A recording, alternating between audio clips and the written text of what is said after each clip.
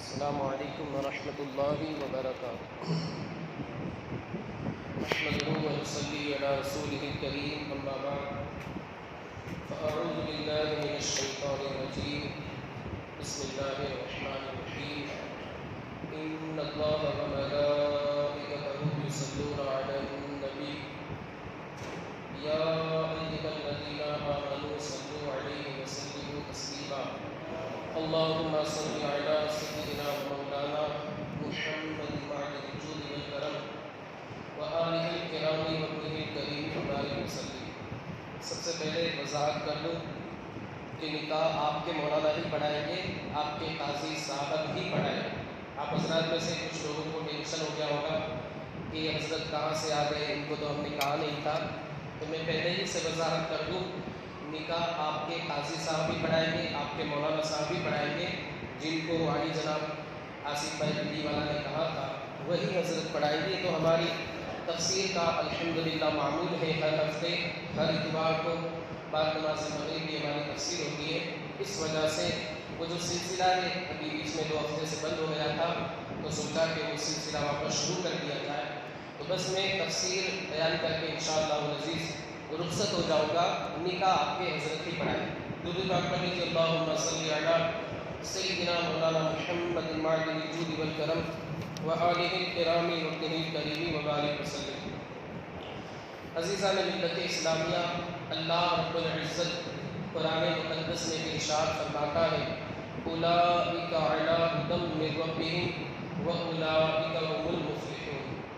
کنز ایمان میں اس کا ترجمہ امام اہل سنت حضور اعلیٰ حضرت ارشاد امام محمد رضا خان فاضلی بریلوی علیہ الرحمۃ والرضوان نے یہ فرمایا ہے کہ اللہ نے ان کے دلوں پر، اور اللہ امام اہل سنت حضور اعلیٰ حضرت ارشاد امام محمد رضا نے یہ ترجمہ فرمایا ہے، وہی لوگ اپنے رب کی طرف سے ہدایت پر ہیں اور وہی مراد کو پہنچنے والے ہیں۔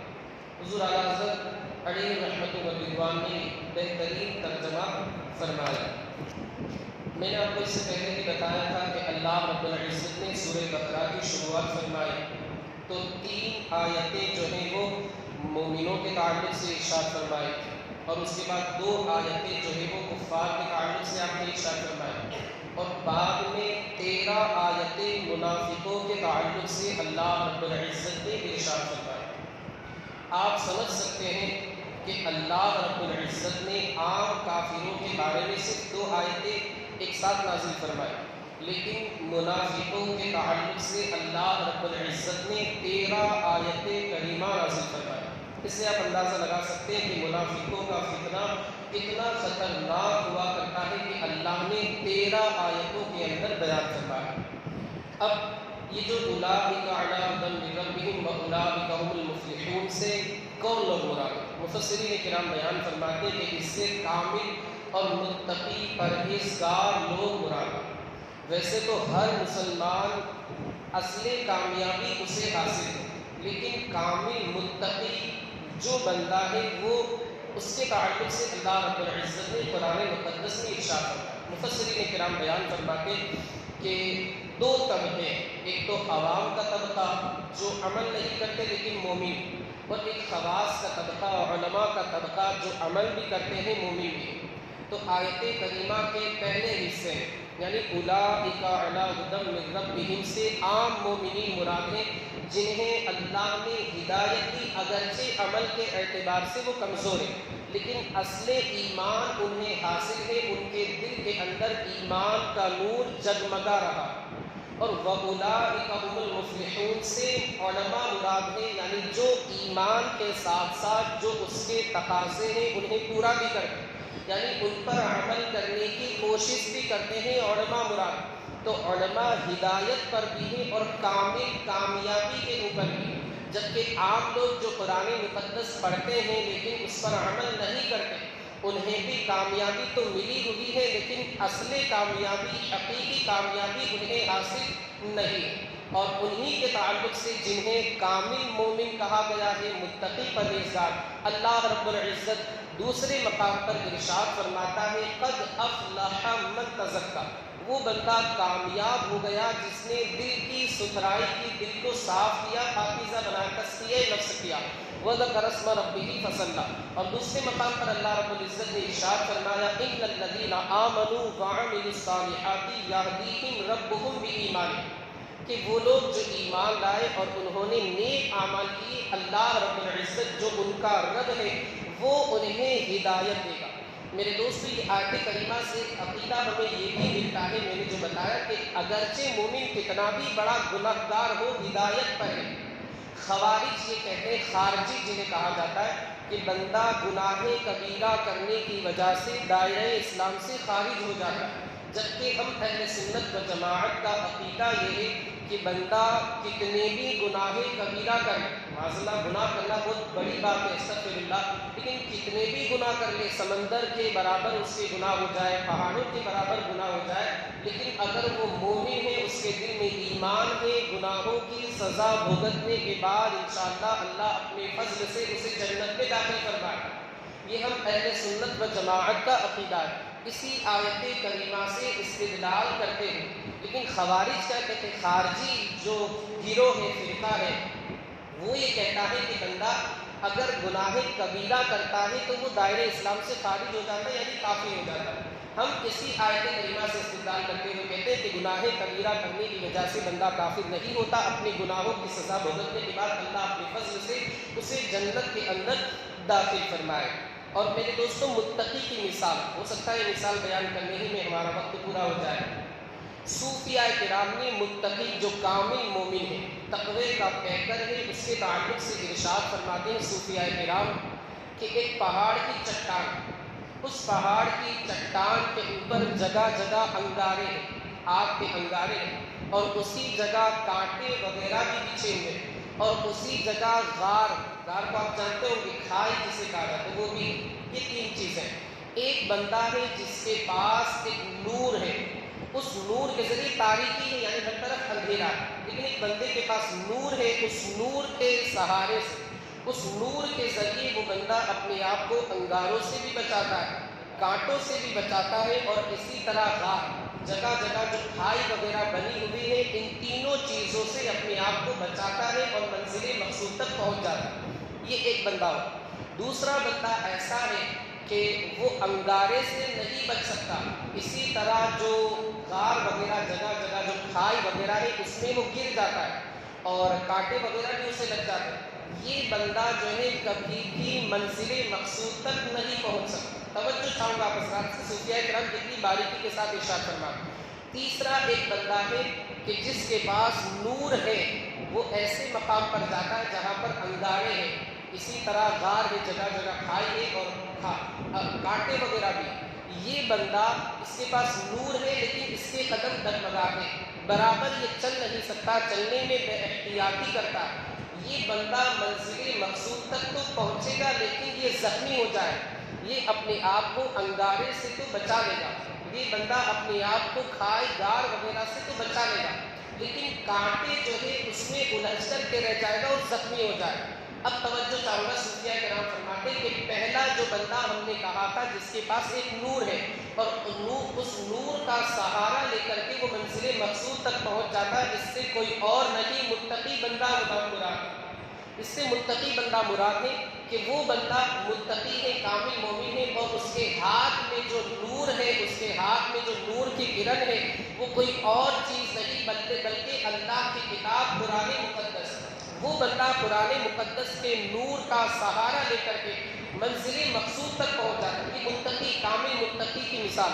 اور وہ جو انگارے ہیں ان سے مراد شرک ہے، اور جو غار وغیرہ ہے، کھائی وغیرہ ہے، ان سے کفر مراد، اور کانٹے وغیرہ ہے ان سے گناہ مراد۔ اب متقی بندہ کانٹوں سے بھی بچ جائے گا، یعنی کفر سے بھی، گناہوں سے بھی بچ جائے گا، انگارے سے بچ جائے گا یعنی شرک سے بھی بچ جائے گا، اور کھائی وغیرہ سے بچ جائے گا یعنی کفر سے بھی بچ جائے گا، اور منزل مقصود تک پہنچ جائے گا۔ کس کے ذریعے؟ قرآن مقدس کے نور کے ذریعے، یعنی قرآن مقدس کی تعلیم پر عمل کر۔ دوسرا جو بندہ ہے وہ کافر ہے، اس کے پاس کوئی نور ہے ہی نہیں، وہ جو انگارے ہیں شرک ان میں پڑھ کر کے رہ جائے گا، وہ جو کھائی وغیرہ ہے، جگہ جگہ غار وغیرہ ہے، وہ کفر ہے، کفر کی تاریکی میں پڑھ کر کے وہ ہلاک ہو جائے گا اور منزل مقصود تک نہیں پہنچ پائے گا۔ صوفیہ کرام فرماتے ہیں تیسری جو مثال ہم نے دی کہ ایک بندہ ہے اس کے پاس نور ہے لیکن اس کے قدم ڈگمگاتے ہیں، وہ بندہ بے احتیاطی کرتا ہے، چلنے میں برابر سیدھی راہ کا وہ بندہ متلاشی نہیں ہے، ڈگمگاتا ہے، منزل مقصود تک پہنچے گا لیکن کافی دیر کے بعد۔ صوفیہ کرام فرماتے ہیں کہ اس سے گناہگار مسلمان مراد ہے کہ یہ بندہ اپنے آپ کو شرک کے انگارے سے تو بچا لے گا، یہ بندہ اپنے آپ کو کفر کی غار یعنی کفر کی جو کھائی ہے اس سے تو اپنے آپ کو بچا لے گا، لیکن گناہوں کے کانٹے میں الجھ جائے گا، گناہوں کے کانٹے میں پھنس جائے گا، اپنے آپ کو زخمی کر لے گا، منزل مقصود تک پہنچے گا۔ کیوں؟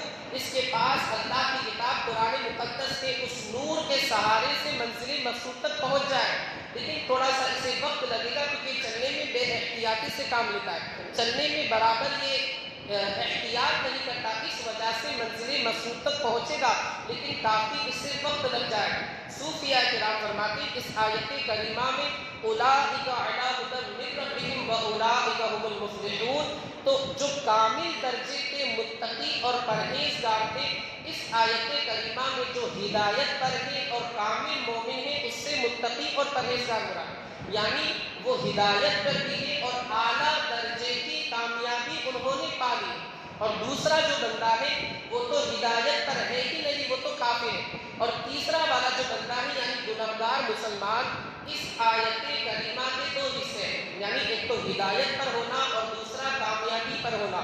تو مفسرین کرام فرماتے ہیں کہ گنہگار مسلمان نے اس آیت کے ایک حصے کو پا لیا، یعنی اولئک علی ھدی من ربہم کو پا لیا، ہدایت حاصل کر لی، واولئک ھم المفلحون کے اوپر یہ بندہ نہیں پہنچا، اسے محنت کرنی ہوگی اور قرآن مقدس کی جو تعلیمات ہیں ان پر اس بندے کو عمل کرنا ہوگا۔ آپ ذرا سمجھ سکتے ہیں کہ صوفیہ کرام نے کتنی اچھی اور واضح مثال دے کر کے ہمیں سمجھایا۔ آج مختصر درس کرتے ہیں کیونکہ نکاح بھی ہے۔ اس آیت کریمہ سے ہمیں یہ سبق ملتا ہے کہ بندے کو اللہ رب العزت کے جو احکام ہیں، فرامین ہیں، اور صوفیہ کرام کے جو بتائے ہوئے راستے، متقیوں کے جو بتائے ہوئے راستے ہیں، ان کے مطابق زندگی کے شب و روز گزارنے چاہیے، سنت نبوی کے مطابق زندگی کے شب و روز گزارنی چاہیے، اور اپنے آپ کو ہلاکت سے، دنیا کی ہلاکت سے بھی بچانا چاہیے اور آخرت کی ہلاکت سے بھی بچانا چاہیے۔ بندہ دنیا کی رنگینی کے اندر مشغول اور مصروف ہو کر کے نہ رہ جائے کہ آخرت کو بالکل فراموش کر دے۔ کیوں؟ اس لیے کہ یہ جو دنیا ہے یہ آخرت کی کھیتی ہے، یہاں انسان جو کاٹے گا وہی وہاں پر وہ بوئے گا، یعنی یہاں پر جو بوئے گا وہ وہاں پر پائے گا، جو جیسا عمل کرے گا آخرت میں اس کا ویسا ہی اسے اجر ملے گا۔ مولا عز و جل ہمیں آپ کو اور ساری دنیا کے خوش عقیدہ مسلمانوں کو بزرگان دین کے نقش قدم پر چلنے کی توفیق رفیق عطا فرمائے۔ آج حضرت علی کا یوم ولادت کی ایک بات مجھے یاد آ گئی، سورہ فاتحہ کی تفسیر کے تعلق سے مولا کائنات شیر خدا حیدر کرار فاتح خیبر ذوالفقار ابو تراب کیانی خوب فرماتے ہیں کہ اگر میں چاہوں تو سورہ فاتحہ کی تفسیر کے ذریعے 40 اونٹوں کو بھر دوں، یعنی ان کی تفسیر اگر میں لکھوں تو کتابیں اتنی زیادہ ہو جائیں، ان کی جلدیں اتنی زیادہ ہو جائیں کہ ان تفاسیر کے ذریعے 40 اونٹوں کی جو پشت ہے وہ بھر جائے۔ مولا کائنات ظاہر سی بات ہے علم کے شہر کے دروازے ہیں، مولا عز و جل مولا کائنات کا صدقہ ہمیں عطا فرمائے۔ استغفر اللہ ربی من کل ذنب واتوب الیہ۔ مولا ہمارے بھائیوں نے اس تفسیر میں شرکت کی، انہیں جزائے خیر عطا فرما، ان کی تمام جائز مرادوں کو پورا فرما۔ وصلی اللہ تعالی علی خیر خلقہ ونور عرشہ سیدنا مولانا محمد وعلی آلہ واصحابہ اجمعین برحمتک یا ارحم الراحمین۔